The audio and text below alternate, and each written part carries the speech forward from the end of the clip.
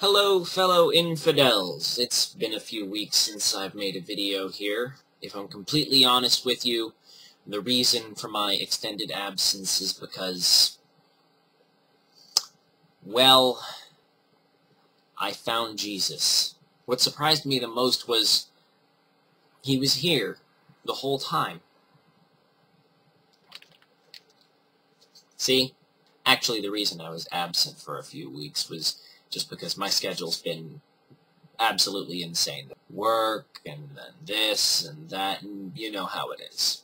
So, unfortunately, I did not have the excess time to be making my videos. But it's looking like my work schedule's going to be calming down a little bit. So, I should be able to start making more videos. And just so everybody knows, That's in the Bible is going to be switching its release format, in case you couldn't have guessed on your own. But you're all smart people, I figure. You probably figured it out already. I'm actually only going to be doing one episode a month. The reason I'm switching to once a month is because the amount of work and time that goes into each episode is just... it's a little demanding, and with my work schedule the way it's been, I would feel rushed if I were to try and do one episode every 2 weeks, and I don't want to put out a shoddy product for you. I feel like you deserve more than that. So, one a month, and we'll see how it goes from there. Moving on. I've been talking online with a Mormon, actually. I went to the Mormon missionary webpage and did the chat with a Mormon thing. And she's been really friendly, as have all Mormons that I've actually come into contact with. I've only known a few personally, but they've just been some of the nicest, friendliest people that I've ever known in my entire life. And, she's very helpful, answering a few questions for me. And she asked if I wanted a copy of the Book of Mormon. I said yes, gave her the address, figuring she would just mail it out. 2 days later, I have missionaries knocking on my door. Now, I can't be mad because I said, yeah, sure, send the book along. So, that's my fault. Though I didn't mind, really. I don't mind even when Jehovah's Witnesses or whatever, when they knock on my door, simply because I enjoy talking with people whose opinions differ from mine. As long as they're respectful of me, I remain respectful of them, everything's cool. So, I now have my own copy of the Book of Mormon, and I'll be reading it, and possibly doing videos on it. I'm sure the reason she sent me the Book of Mormon was because she thinks that she knows I'm an atheist. I feel like she thinks that there's something in this book that if I only knew that bit of information, it would change my whole perspective on everything. Because that's the mindset that pretty much all religious people have. If only they shared their knowledge with the atheists, suddenly we would see the truth of their position.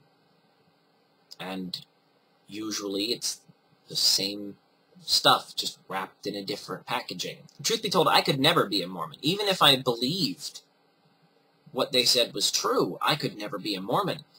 Simply because of the restrictions that they place on the members of their church. I mean, for instance, they're not allowed to drink any alcohol. They're not allowed to have caffeine. And that's just to name a couple. And those are two of my favorite things. So I could never be a Mormon. Something else I'd like to talk about today is I thought that we lived in a day and age, at least in the United States, where while atheists don't necessarily have the highest acceptance rate in this country, I didn't ever think I would see the day where we still had headlines like this: atheist approved for citizenship.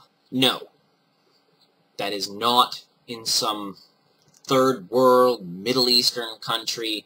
That's right here in the United States. This woman was applying for citizenship, and she put down that she is a conscientious objector to war. But she's not affiliated with any church.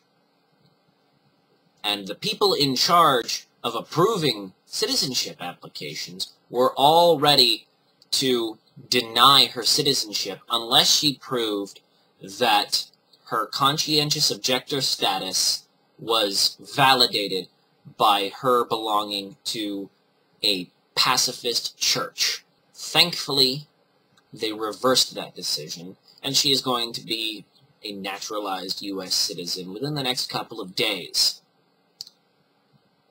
I can't believe that we're still...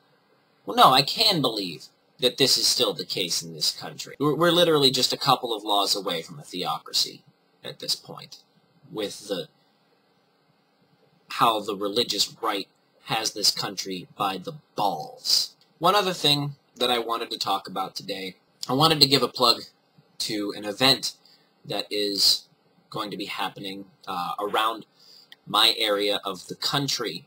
It's the Sexy Secular Conference at the University of Akron in Ohio. It is Saturday, October 19th, from 9:30 a.m. to 11:30 p.m., if my times are correct. It's sexysecularconference.com if you want to check out the details. There's going to be quite a few speakers there. The subject is sex positivism. There's going to be a lot of women's issues and LGBT issues that they talk about, but also they're going to be talking about the subject of sex as it relates to being a non-religious person, along with some other subjects. There's a list of the speakers they're going to be having on the website. I'm going to be attending, not that I'm all that big of a deal, but if any of you are in and around the area or going to make the trip to be at this conference and you see me walking around, feel free to come up and say hi. I'd love to meet you. The details are all on the website, so I told them that I'd give them a free plug, so there it is. That about covers it for the day. I don't really have too much to talk about today.